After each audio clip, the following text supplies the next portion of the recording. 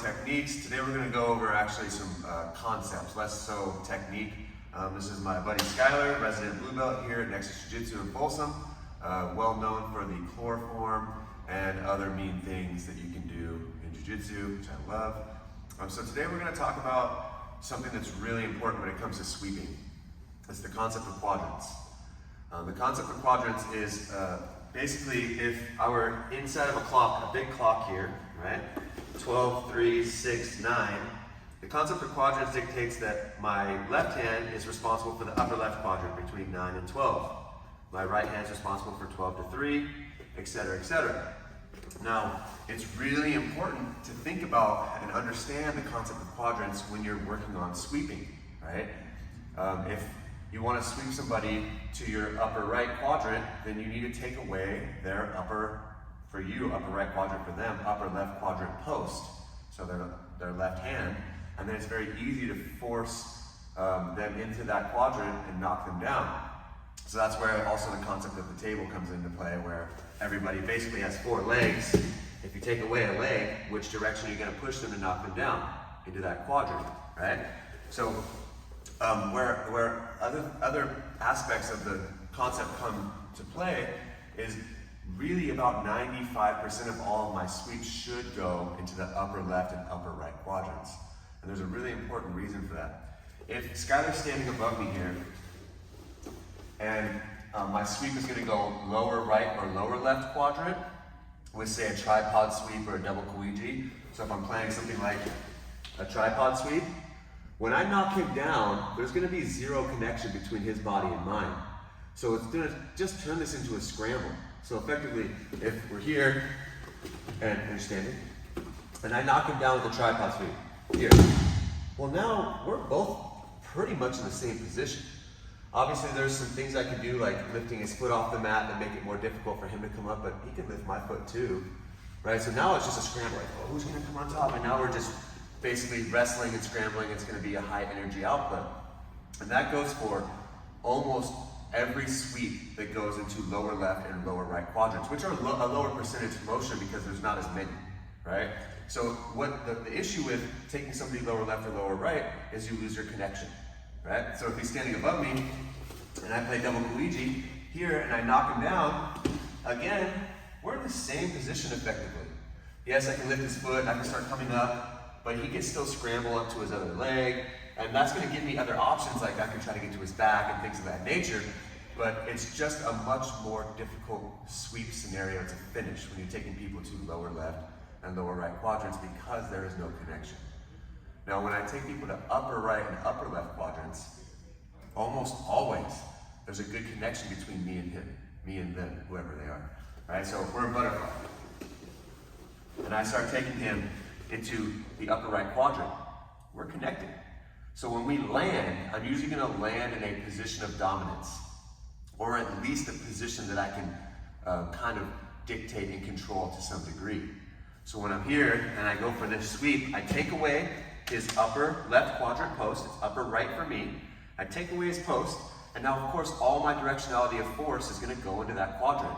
Not straight sideways, not straight up, diagonally. So if this is his post responsible for 9 to 12, I'm taking him to 10:45, 11 o'clock, right?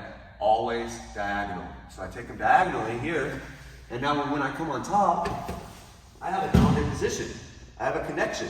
We're chest to chest. I have an underhook. I can start controlling the position, maybe knee cutting, whatever my options are from there, right? So, and then the same thing with like closed guard, right? For closed guard sweeps, I'm not gonna sweep him lower left and lower right. Obviously, if he stands up, I might go into options around that. But even then, he stands up, I go double ankle grab, I sweep him back, right? Let's walk this way a little bit. I sweep him back, and he sits, well, we're both seated. Again, this is actually decent for him, right?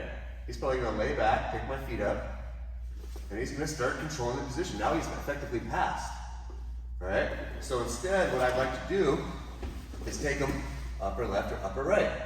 So we'll be playing options like this, here, doing simple sweeps and other things like that. And now, when I come up, I'm mounted. right? This isn't double seated. He doesn't have the ability to scramble here. Obviously, he's gonna try, but I'm gonna ride that bucket bronco for a couple seconds, maybe cross face him, maybe chloroform, maybe pick his head up and twist his spine a little bit, and start to stabilize the position, right? So the concept of quadrants is so important to understand, and when you start to get it, your sweep percentages are gonna go through the roof. Not only the sweep attacks you can get into, but the finishing position, right? You can sweep people 100 times. If you don't finish it, it doesn't mean anything. It doesn't mean shit, right? If I sweep somebody, I need to land on top, stay on top, and start dominant positions. Where that changes, the one thing that will change that in terms of going to lower left and lower right quadrants are wrestle ups, right?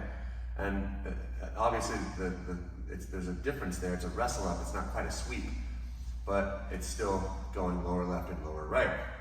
When it comes to my wrestle ups, the way I think about my wrestle ups when I'm seated and they're standing above me, or if I'm seated and they're on their knees, is I want to start with a jiu-jitsu motion, then follow that with a wrestling motion, and then follow that with a jiu-jitsu motion. So for example, if he's standing above me,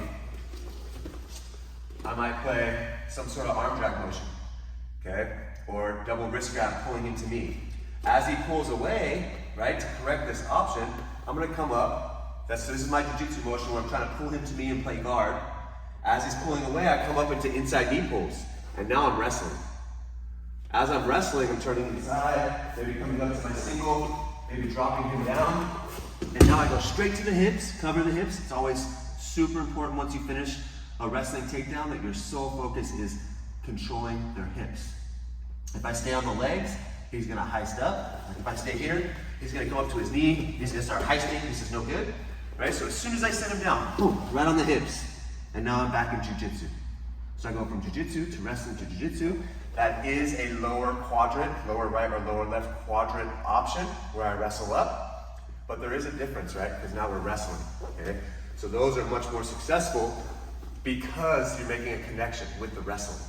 So my whole goal, start a jiu-jitsu motion, get them reacting. Start wrestling, make a connection. Sit them down, go back to jiu-jitsu, right? So that is still playing the concept of quadrants with a little caveat because you're adding the wrestling aspects, right? So again, the concept of quadrants, think about being in a big clock, right? Each post is responsible for a certain quadrant, okay? My right hand's responsible for upper right leg's responsible for lower right, etc., etc. And I know that my opponent, even if they don't understand the concept of quadrants, like articulating that concept, they know that if I start pushing them to their left, they're gonna post with their left hand. So I need to take away that post, and then all of my force goes diagonally. If you're sweeping lower left or lower right, you're gonna create scrambles, pure scrambles. If you're sweeping upper right and upper left, you're gonna create good connections and probably have stable finishing positions, right? Now, that's the basic concept. All the techniques that you would use to perform these motions rest on that concept. I don't care which technique you use. I always tell my students, I don't care what technique you use to sweep somebody, as long as you're following those rules and you're checking off the boxes that concept relies on, right? So again, my buddy Skylar, we're here at Nexus Jiu-Jitsu in Folsom. Come check us out, come get choked. If you like the video, thumbs up, subscribe. If you want to see something else or have questions about it, throw it down there in the comments. Oh, wait, we didn't even talk about goose mentality. Goose mentality, baby, all day. And yeah, go train, baby. Thanks, buddy. Oh, my ankle.